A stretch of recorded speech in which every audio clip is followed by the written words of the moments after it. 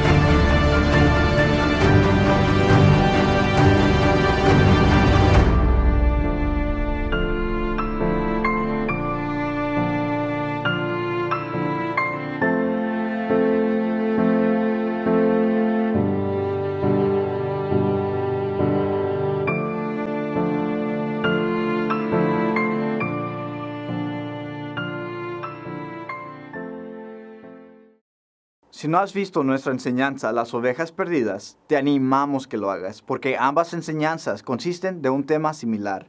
Colosenses 2. Y a vosotros, estando muertos en pecados y en la incircuncisión de vuestra carne, os dio vida juntamente con él, perdonándoos todos los pecados.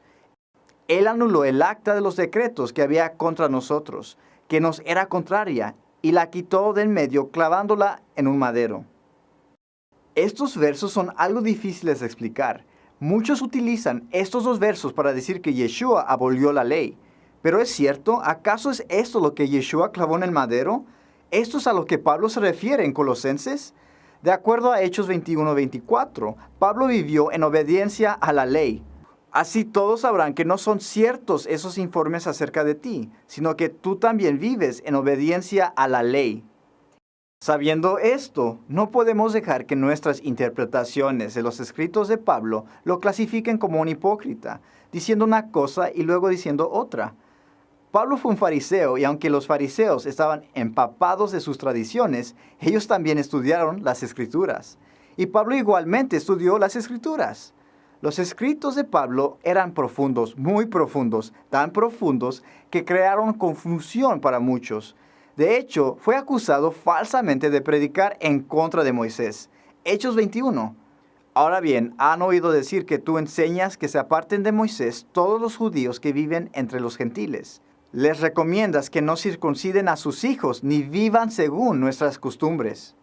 Esa es una acusación que aún se sigue mencionando acerca de Pablo el día de hoy. Además, sabiendo que Pedro advirtió contra los que mal interpretan a Pablo diciendo que la ley ya no es válida, ¿podemos aferrarnos a concluir que las cartas de Pablo dicen que él se opuso a la ley?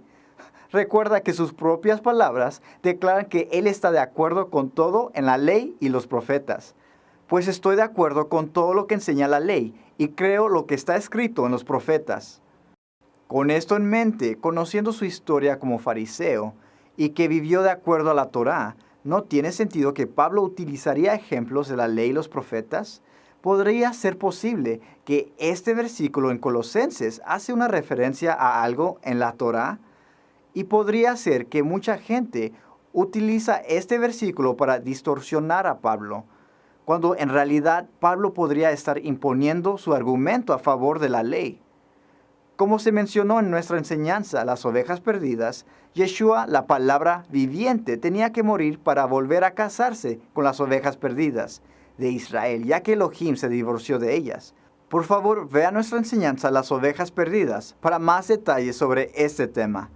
Comencemos nuestro estudio sobre Colosenses 2, pero primero considera lo siguiente acerca de Yeshua en el madero. Juan 19. Después de esto, como Yeshua sabía que ya todo había terminado, y para que se cumpliera la escritura, dijo, tengo sed.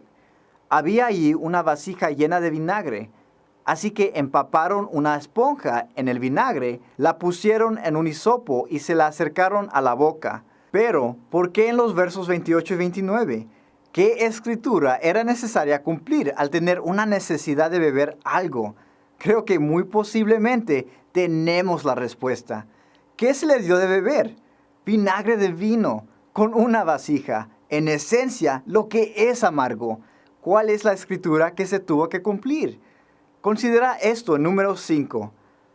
Yahweh habló con Moisés y le dijo, habla con los hijos de Israel y diles que si la mujer de alguien se descarría y le es infiel, y alguien cohabita secretamente con ella, pero su marido no se da cuenta, y ella no es sorprendida en el acto ni hay testigos contra ella, entonces, si al marido le sobreviene un ataque de celos contra su mujer por haberse ella mancillado, o el ataque de celos le sobreviene aunque su mujer no se haya mancillado, éste llevará a su mujer ante el sacerdote, junto con una ofrenda que ella presentará, más 2 litros de harina de cebada. No debe derramar aceite sobre ella, ni tampoco ponerle incienso encima, porque se trata de una ofrenda de celos, es una ofrenda memorial, para tener presente el pecado. El sacerdote hará entonces que ella se acerque y se presente ante mí. Luego el sacerdote pondrá agua santa en un vaso de barro, tomará un poco del polvo que haya en el suelo del tabernáculo y lo echará en el agua. Hará entonces que la mujer se ponga de pie delante de mí, le descubrirá la cabeza y pondrá sobre las manos de ella la ofrenda memorial, es decir, la ofrenda por los celos, mientras él sostiene en la mano las aguas amargas que acarrean maldición. A continuación, el sacerdote la conjurará y le dirá, si ninguno ha dormido contigo, si no te has descarriado de tu marido, ni te has mancillado, quedarás libre de estas aguas amargas que acarrean maldición. Pero si te has descarriado de tu marido y te has amancillado, y alguien que no es tu marido ha cohabitado contigo, aquí el sacerdote conjurará a la mujer bajo juramento de maldición y le dirá, que Yahweh te haga objeto de maldición y execración en medio de tu pueblo. Que Yahweh haga que el muslo se te caiga y que el vientre se te hinche. Que estas aguas que acarrean maldición penetren en tus entrañas y hagan que el vientre se te hinche y que el muslo se te caiga. Y la mujer deberá responder, amén, amén. Entonces el sacerdote escribirá estas maldiciones en un libro y las borrará con las aguas amargas. Luego hará que la mujer beba las aguas amargas que acarrean maldición, y esas aguas penetrarán en ella y la amargarán. Después el sacerdote recibirá de manos de la mujer la ofrenda por los celos, la mecerá delante de mí, y la ofrecerá ante el altar. Luego tomará el sacerdote un puñado de la ofrenda en memoria de ella, lo quemará sobre el altar y hará que la mujer beba las aguas. Sucederá entonces al beber las aguas que si ella se ha mancillado y le ha sido infiel a su marido, las aguas que acarrean maldición penetrarán en ella y la amargarán. El vientre se le hinchará y el muslo se le caerá, y ella mujer será objeto de maldición en medio de su pueblo. Pero si la mujer no se ha mancillado, sino que está limpia de culpa, quedará libre y será fecunda. Esta es la ley de los celos en caso de que la mujer le sea infiel a su marido y se mancille. Pero, ¿por qué esa importancia? Veamos, Éxodo 34. De ninguna manera te inclinarás ante ningún otro Elohim, porque yo, Yahweh, soy un Elohim celoso. Mi nombre es Elohim celoso. Deuteronomio 4. Pues Yahweh su Elohim es un fuego consumidor, es un Elohim celoso. Como se muestra en la enseñanza a las ovejas perdidas, el reino del norte estaba divorciado debido a su adulterio. Recuerda que Elohim se considera como un marido para Israel. Jeremías 31. No será un pacto como el que hice con sus padres cuando los tomé de la mano y los saqué de la tierra de Egipto, porque yo fui para ellos como un marido, pero ellos quebrantaron mi pacto, declara Yahweh. Isaías 54. Tu marido es tu creador, y su nombre es Yahweh de los ejércitos. Tu redentor es el Santo de Israel, y su nombre es el Elohim de toda la tierra. Ellos realizaron lo que es abominable delante de Yahweh en el templo, cometiendo fornicación en secreto y detrás de su espalda. Y a pesar de que Yahweh no estaba mirando tal abominación, se llenó de celos. Ahora, echa un vistazo a las abominaciones que cometieron mientras estaban bajo la autoridad del marido. Ezequiel 8. En el 6º año, en el mes 6º, a los 5 días del mes, aconteció que estaba yo sentado en mi casa, y los ancianos de Judá estaban sentados delante de mí, y allí se posó sobre mí la mano de Yahweh, el Señor. Y miré, y he aquí una figura que parecía de hombre, desde sus lomos para abajo, fuego, y desde sus lomos para arriba parecía resplandor, el aspecto de bronce refulgente. Y aquella figura extendió la mano y me tomó por las quejadas de mi cabeza, y el Espíritu me alzó entre el cielo y la tierra, y me llevó en visiones de Elohim a Jerusalén, a la entrada de la puerta de adentro que mira hacia el norte, donde estaba la habitación de la imagen del celo, la que provoca a celos. Y he aquí, allí estaba la gloria del Elohim de Israel, como la visión que yo había visto en el campo. Y me dijo, hijo de hombre, alza ahora tus ojos hacia el lado del norte. Y alcé mis ojos hacia el norte, y he aquí al norte, junto a la puerta del altar, aquella imagen del celo en la entrada. Me dijo entonces, hijo de hombre, ¿no ves lo que estos hacen? Las grandes abominaciones que la casa de Israel hace aquí para alejarme de mi santuario. Pero vuélvete aún y verás abominaciones mayores. Y me llevó a la entrada del atrio. Y miré, he aquí en la pared un agujero. Y me dijo, hijo de hombre, cava ahora en la pared. Y cavé en la pared, y he aquí una puerta. Me dijo luego, entra y ve las malvadas abominaciones que estos hacen allí. Entré pues y miré, y he aquí toda forma de reptiles y bestias abominables, y todos los ídolos de la casa de Israel, que estaban pintados en la pared por todo alrededor. Y delante de ellos estaban 70 varones de los ancianos de la casa de Israel, y Jaazanías, hijo de Safán, en medio de ellos, cada uno con su incensario en su mano, y subía una nube espesa de incienso. Y me dijo, hijo de hombre, ¿has visto las cosas que los ancianos de la casa de Israel hacen en tinieblas? Cada uno en sus cámaras pintadas de imágenes, porque dicen ellos, no nos ve Yahweh, Yahweh ha abandonado la tierra. Me dijo después, vuélvete aún, verás abominaciones mayores que hacen estos. Y me llevó a la entrada de la puerta de la casa de Yahweh, que está al norte, y he aquí mujeres que estaban ahí sentadas, endechando o llorándole a Tamuz. Luego me dijo, ¿no ves, hijo de hombre? Vuélvete aún, verás abominaciones mayores que estas.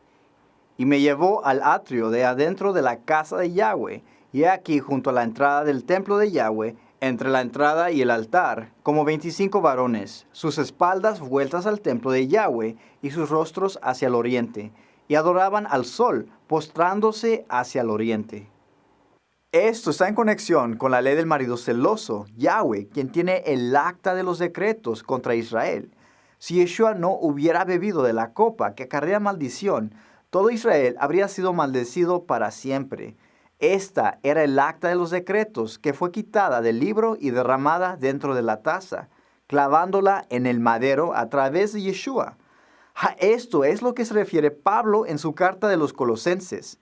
De acuerdo al acta de los decretos, él tuvo que beber de la copa por la mujer acusada de adulterio.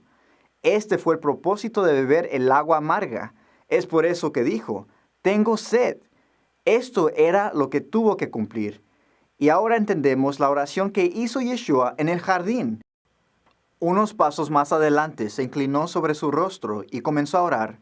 Y decía, Padre mío, si es posible, haz que pase de mí esta copa, pero que no sea como yo lo quiero, sino como lo quieres tú.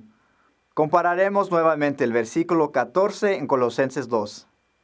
Él anuló el acta de los decretos que había contra nosotros, que nos era contraria, y la quitó de en medio, clavándola en un madero. Ya ves, esta es el acta de los decretos que trae maldición, como se menciona en el libro de Números, capítulo 5, versículo 21. Así que aquí vemos que Yahushua no solo murió para que pudiera casarse o unirse de nuevo con las ovejas perdidas de la casa de Israel, sino que también tomó el lugar de juicio por ella, clavando su sentencia en el madero.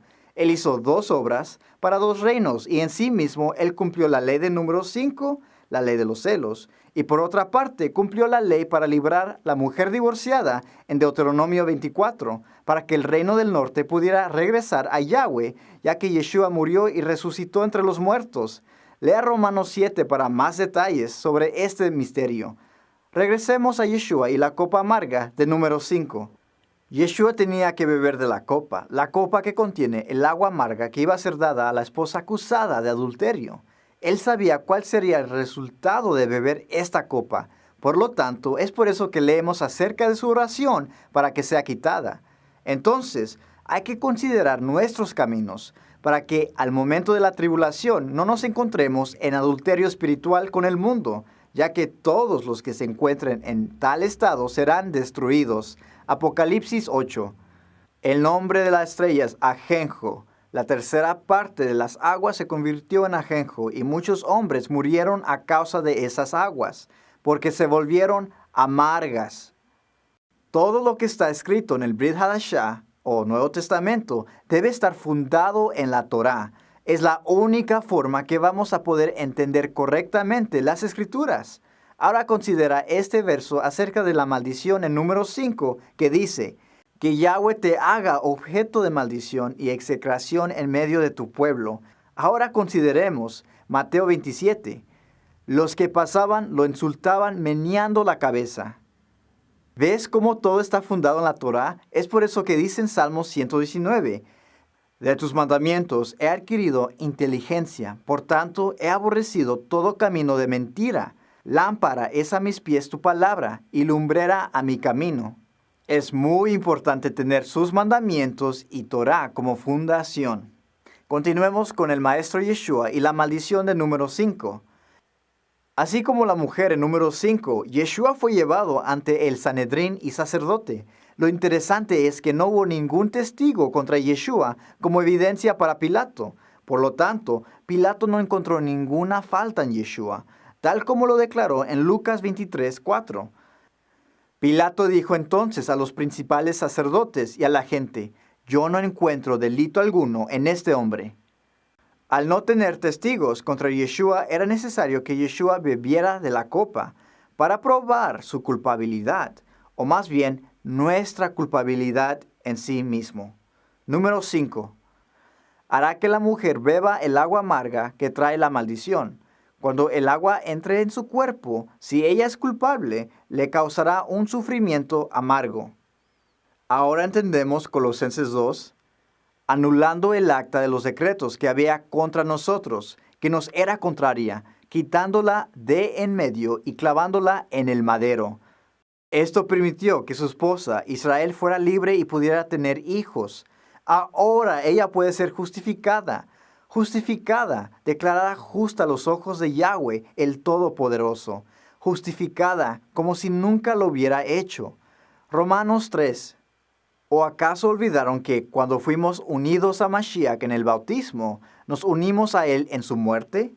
Pues hemos muerto y fuimos sepultados con Mashiach mediante el bautismo. Y tal como Mashiach fue levantado de los muertos por el poder glorioso del Padre, ahora nosotros también podemos vivir una vida nueva. Dado que fuimos unidos a él en su muerte, también seremos resucitados como él. Sabemos que nuestro antiguo ser pecaminoso fue empalado con Mashiach para que el pecado perdiera su poder en nuestra vida. Ya no somos esclavos del pecado, pues cuando morimos con Mashiach, fuimos liberados del poder del pecado. Y dado que morimos con Mashiach, sabemos que también viviremos con Él. Estamos seguros de eso, porque Yeshua fue levantado de los muertos y nunca más volverá a morir. La muerte ya no tiene ningún poder sobre Él. Cuando Él murió, murió una sola vez, a fin de quebrar el poder del pecado. Pero ahora que Él vive, vive para la gloria de Elohim. Así también ustedes deberían considerarse muertos al poder del pecado y vivos para Elohim por medio de Mashiach Yeshua. Tenemos que recordar que la ley nunca fue una barrera que nos mantenía de Él. Fue el pecado de quebrantar sus leyes que nos mantuvo lejos de Él. Es más, guardar sus leyes es conocerlo. La maldición es el resultado de no obedecer la ley, su Torah, sus instrucciones perfectas. La ley es neutral, bendice y maldice. Todo depende en tu obediencia o desobediencia. Por lo tanto, nuestra obediencia produce bendiciones y nuestra desobediencia produce maldiciones. Sin embargo, Él quitó todas las barreras que nos impedían regresar a nuestro primer marido. Y esto lo hizo a través de Yeshua, el Redentor de Israel. Gálatas 3. Pero las Escrituras declaran que todos somos prisioneros del pecado, así que recibimos la promesa de libertad que Elohim hizo únicamente por creer en Yeshua HaMashiach. Recuerda que las obras de la ley deben complementar nuestra fe. Santiago 2. Como puedes ver, se nos declara justos a los ojos de Elohim por lo que hacemos y no solo por la fe. Si realmente estamos reunidos con Él por medio de nuestra expectación de un pacto renovado, la prueba estará en nosotros al caminar de acuerdo a ese pacto, como está escrito en Jeremías y Ezequiel. Jeremías 31. Pero este es el nuevo pacto que haré con el pueblo de Israel en ese día, dice Yahweh. Pondré mis instrucciones en lo más profundo de ellos y las escribiré en su corazón. Yo seré su Elohim y ellos serán mi pueblo. Y Ezequiel 36. Les daré un corazón nuevo y pondré un espíritu nuevo dentro de ustedes. Les quitaré ese terco corazón de piedra y les daré un corazón tierno y receptivo. Pondré mi espíritu en ustedes para que sigan mis decretos y se aseguren de obedecer mis ordenanzas. Pero hay un elemento más en Números capítulo 5 que necesita ser considerado. Número 5. Su esposa será responsable por su propio pecado. Ella iba a tener que soportar la vergüenza de su pecado ante su gente. Sin embargo, Yeshua, el novio, tomó esa vergüenza en el madero en lugar de Israel, su amada esposa. Hebreos 12. Esto lo hacemos al fijar la mirada en Yeshua, el campeón que inicia y perfecciona nuestra fe. Debido al gozo que le esperaba, Yeshua soportó el madero, sin importarle la vergüenza que esto representaba. Ahora está sentado en el lugar de honor, junto al trono de Elohim. Primera de Pedro 2. Como dicen las Escrituras, pongo en Jerusalén una piedra principal, elegida para gran honra, y todo el que confíe en él jamás será deshonrado. Al creer en Yeshua HaMashiach, la vergüenza y deshonra es removida. De hecho, esto nos ayuda a entender la importancia de la mujer que es acusada por cometer adulterio. Recuerda que no hubo ningún testigo contra ella, dado que los maestros de la ley estaban probando a Yeshua. La ley de Moisés requiere que las dos personas que estaban cometiendo adulterio estén presentes para recibir juicio. Así que, en este caso, los maestros de la ley no estaban haciendo lo que Moisés les mandó a hacer. Entonces, ella fue llevada delante de los pies de Yeshua, tal como se encuentra en la ley de los celos, cuando la mujer fue traída delante del sacerdote. ¿Será que hemos descubrido la razón por la cual Yeshua se inclinó a escribir en la tierra? Toma en cuenta que la ley de Moisés y los profetas apuntan hacia él. En la misma manera, Yeshua apunta hacia los profetas y la ley de Moisés. Número 5 dice, tomará un poco del polvo que haya en el suelo del tabernáculo. Todas las palabras y acciones de Yeshua estaban y siempre estarán fundadas en la Torá. Incluso, Yeshua luego le dice a la mujer, yo no te condeno tampoco. Ve y ya no peques. ¿Y qué es el pecado? El pecado es la transgresión de la ley, de acuerdo a 1 de Juan 3:4. Recuerda que Él no vino a condenar, sino a salvar. Salvarnos de nuestras maneras adúlteras al no guardar sus mandamientos, porque su Torah dice, no cometas adulterio. Aún en todo esto, no vemos nada en número 5, la ley de los celos, que muestre la necesidad de la muerte de la mujer Israel. ¿Acaso se le debería de tratar como una asesina? Porque sabemos que la Torah dice, no matarás. Veamos lo que dice Yahweh en Ezequiel 16. Voy a aplicarte la ley que castiga a las adúlteras y a las asesinas. Voy a volcar sobre ti mi ira y mis celos. De nuevo, la Torah es la fundación de toda nuestra comprensión de las Escrituras, tanto el Antiguo Testamento como el Nuevo Testamento. Pero, ¿por qué el castigo del derramamiento de sangre? Ezequiel 16. ¿Se te hace poco haberte prostituido tanto que tomaste a los hijos y las hijas que tuviste conmigo para ofrecerlos a esos ídolos como alimento? Sacrificaste a mis hijos, los entregaste a esos ídolos para que el fuego los consumiera. Es impresionante, este evangelio de Yeshua no solo toma sobre sí mismo el juicio por el adulterio de Israel, sino también el juicio por el asesinato. Por lo tanto, su muerte en el madero. Es increíble cómo todo esto se relaciona para traer a todo Israel de nuevo a su pacto, ya que Él proveyó la expiación necesaria para Israel. Mi pacto lo confirmaré contigo, así sabrás que yo soy Yahweh, cuando yo te perdone por todo lo que hiciste. Tú te acordarás y te avergonzarás, y tal será tu vergüenza que nunca más volverás a abrir la boca.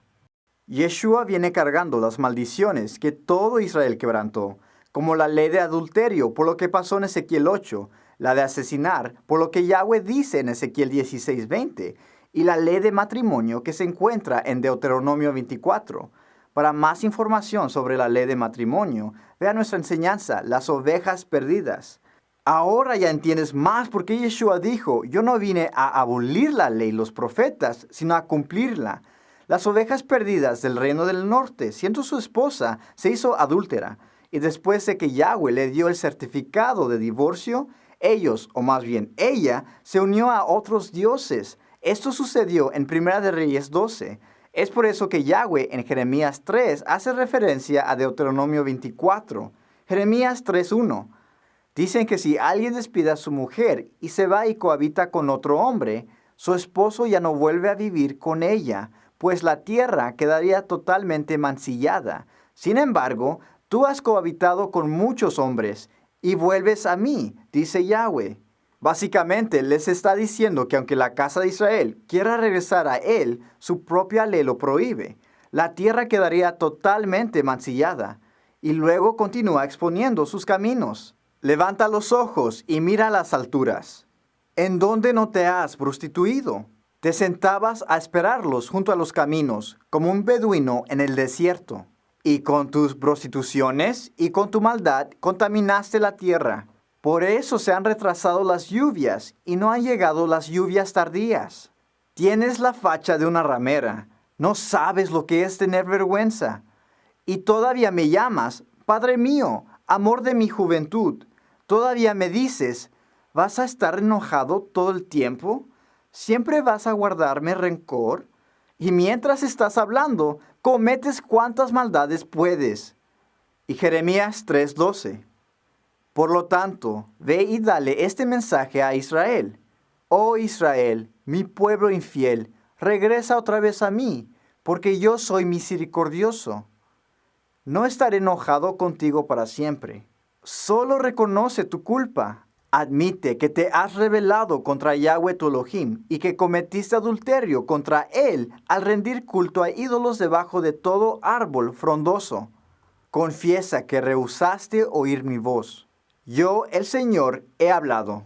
Regresen a casa ustedes, hijos descarriados, dice Yahweh, porque yo soy su esposo.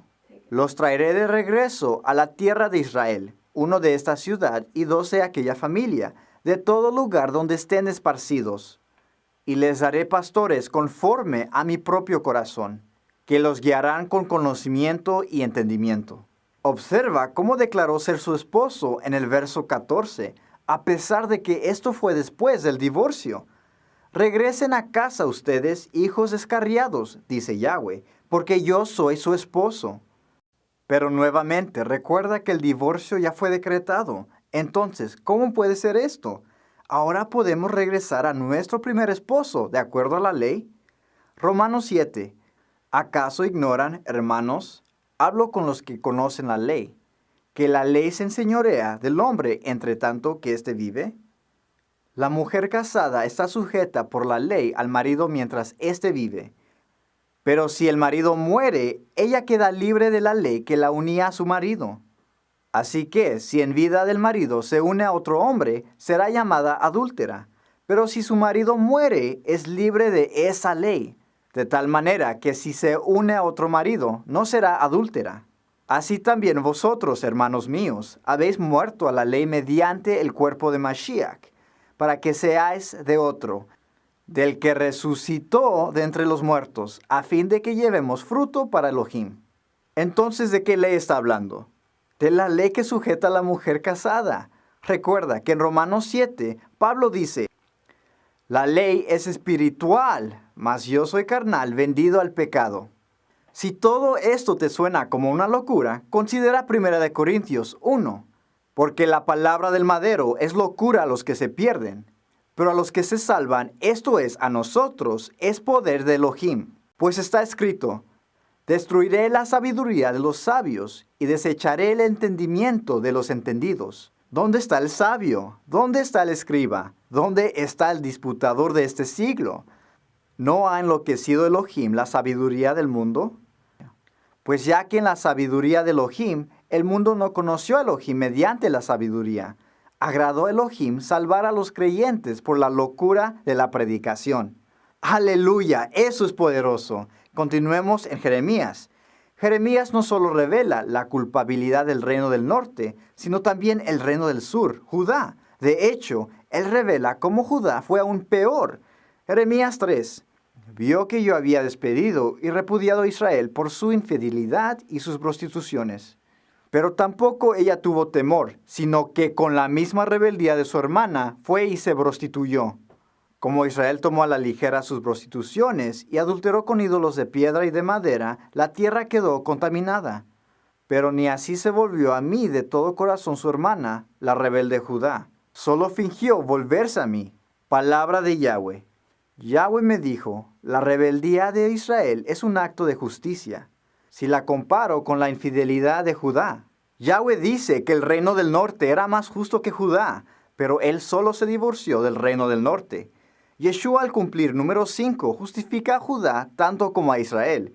Tiene sentido ahora porque vemos a Pablo diciendo, aboliendo en su carne las enemistades, la ley de los mandamientos expresados en ordenanzas, para crear en sí mismo de los dos un solo y nuevo hombre, haciendo la paz y mediante el madero reconciliar con Elohim a ambos en un solo cuerpo, matando en ella las enemistades.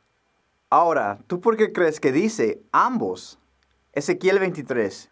Así ha dicho Yahweh, el Señor, beberás el hondo y ancho cáliz de tu hermana, que es de gran capacidad. De ti se mofarán las naciones y te escarnecerán. Ambos, Judá y Efraín, van a tener que tomar de la copa porque servirá como prueba para ver si se han amancillado. Pero recuerda que en Yeshua y al caminar sin ninguna mancha, nosotros ya no tenemos por qué ser acusados. Apocalipsis 12. Luego oí en el cielo un gran clamor. Han llegado ya la salvación y el poder y el reino de nuestro Elohim. Ha llegado ya la autoridad de su Mashiach, porque ha sido expulsado el acusador de nuestros hermanos, el que los acusaba día y noche delante de nuestro Elohim. Ellos lo han vencido por medio de la sangre del Cordero y por el mensaje del cual dieron testimonio. Sigamos con más evidencia de que Yeshua es el Salvador de todo Israel. Entonces los principales sacerdotes y los fariseos reunieron al concilio y dijeron, ¿qué haremos? Este hombre está haciendo muchas señales. Si lo dejamos así, todos creerán en él. Entonces vendrán los romanos y destruirán nuestro lugar santo y nuestra nación. Uno de ellos, Caifás, que ese año era sumo sacerdote, les dijo, ustedes no saben nada, ni se dan cuenta de que nos conviene que un hombre muera por el pueblo y no que toda la nación perezca.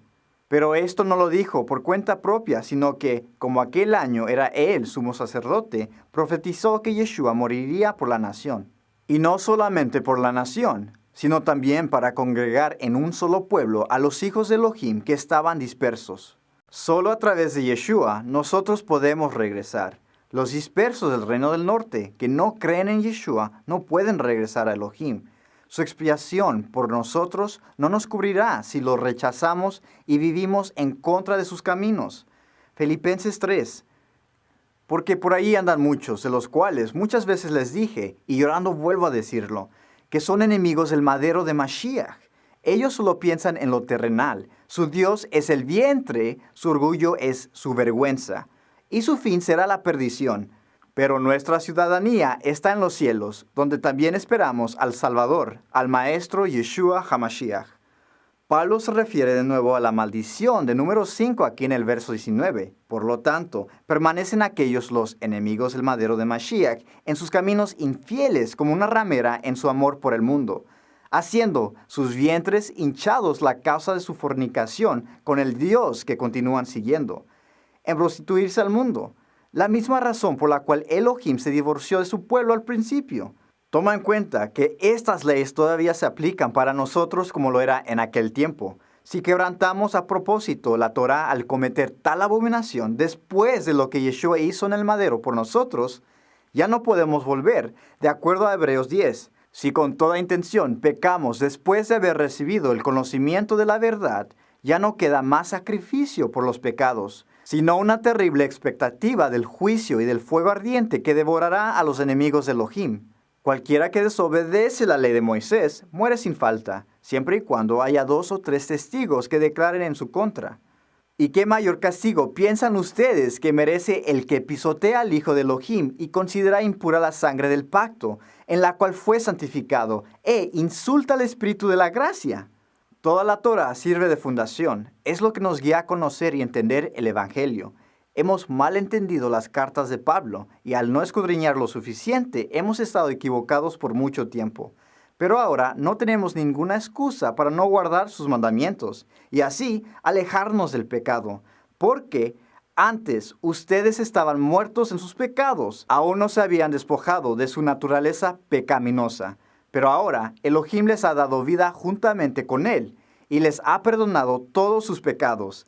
Ha anulado el acta de los decretos que había contra nosotros y que nos era adversa. La quitó de en medio, clavándolo en el madero. Esperamos que hayas disfrutado esta enseñanza. Y recuerda, examínalo todo. Shalom.